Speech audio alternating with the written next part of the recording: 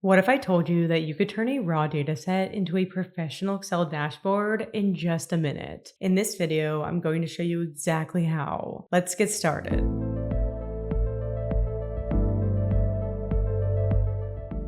For example, here we have a large order dataset and our boss wants a dashboard visualizing key insights by the end of the day.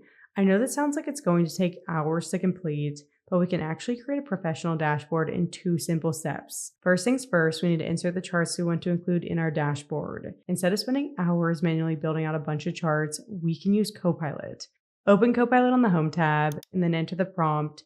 Create a new worksheet containing 4 charts visualizing the top key trends in this data. Press enter and Copilot immediately gets to work building out all the top charts for us in a separate worksheet. Once it's finished, hit done to keep the changes, and now all we have to do is format our dashboard. First, choose a background color for the dashboard by selecting the entire worksheet, opening the fill color dropdown, and choosing any color you'd like. Next, we need to insert a shape to place each chart in by going to the Insert tab, opening the Shapes dropdown, selecting a rounded rectangle, and inserting it over your first chart. Format the shape by updating the fill color to white, and then adding a shadow effect by opening the Shape Effects dropdown, selecting Shadow, and choosing Offset Center to really make the charts pop. Now that our shape is formatted, layer it behind the chart by right-clicking the shape and selecting Send to Back. Lastly, clean up the chart by deleting the grid lines and removing the chart border by going to the Format tab, opening the Shape Outline dropdown, and selecting No Outline.